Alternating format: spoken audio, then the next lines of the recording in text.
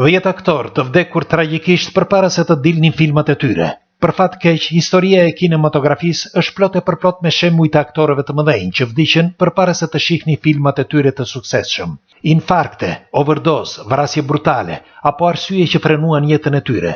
Madje disa pas vdekjes morën edhe çmimin Oscar, si për shembull Heath Ledger, i cili ndroi jetë vetëm pak muaj përpara se të dilte filmi The Dark Knight të Christopher Nolan, ose Paul Walker, i cili vdiq në një aksident fatal përpara se të dilte filmi Fast and Furious, e deri tek vdekja e disa ikonave, për të kuptuar se çfarë është jeta në të vërtetë.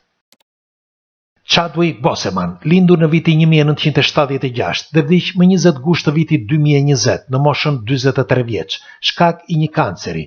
Filmi May Rain in Black Bottom doli në dhjetor, po të ati viti, por ai s'mundi ta shihte. Robin Williams, lindur në vitin 1951, aktori i famshëm u vetvra në gusht të vitit 2014, ishte 63 vjeç, shkak i depresionit profesional. Pas disa ditësh doli filmi Mbrëmje në muze 2, por ai s'mundi ta shihte. Adrian Shelley, lindur në vitin 1966, ajo u gjende varur në litar në 1 nëntor të vitit 2006, ishte 40 vjeçe. Aktoria dramatike sapo kishte përfunduar së xhiruar i filmin Waitress. Më vonë u zbulua se një tip me emrin Diego Pilco ishte futur në shtëpinë e saj për të vjedhur, por aktoria ishte kthyer përpara burrit dhe fëmijëve të saj dhe ajduti e mbyti. Kur filmi doli në vitin 2007, fitoi dhe çmime të ndryshme, por ajo nuk i pa kurrë.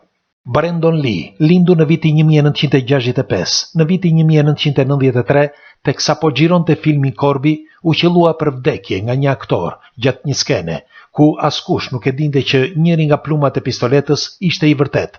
Pak muaj më vonë doli filmi, i cili u kthye në kult, por Brandon nuk e pa kurrë. Phil Hoffman, vdiq për overdose në shkurt të vitit 2014, ishte 46 vjeç, kishte lindur në vitin 1967. Atë vit sapo kishte përfunduar filmin e fundit, Hunger Games. Në vitin 2006 fitoi edhe një Oscar. Në serinë e fundit, produksioni u detyrua ta krijonte në mënyrë digjitale, sepse ai nuk arriti ta përfundonte.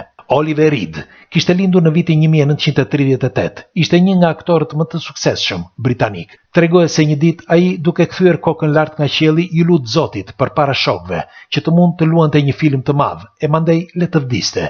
Por ja që kështu ndodhi. Në vitin 2000, teksa po luante një nga rolet më të mëdhenj të karrierës së tij në filmin Gladiatori, ai vdiq në një pub të Maltës nga një arrest kardiak. Ishte 61 vjeç. Për të përfunduar filmin, personazhi i tij u krijua me kompjuter. Carrie Fisher kishte lindur në vitin 1956, më 23 dhjetor të vitit 2016, sapo mbriti nga një fluturim nga Britania në Los Angeles. U ndje keq dhe e çua në spital. Por ajo më vonë u deklarua e vdekur. Ishte 60 vjeçe. Pas vdekjes së saj dolën 3 filmat e fundit, mes tyre edhe Star Wars, por ajo nuk i pa kurrë.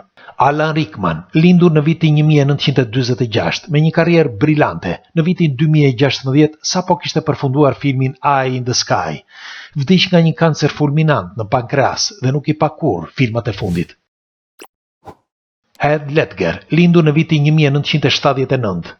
Edgar vdiq në datën 22 janar të vitit 2008 në moshën 28 vjeç, shkak i ilaçit të gjumit të përzierë me qetësues kundër stresit. Pas pak muajsh doli filmi Kalor si errët me një sukses madhështor. Ledger mori edhe çmimin Oscar si një nga aktorët më të mëdhenj në Golden Globe, çmime që nuk i tërhoqi kurrë.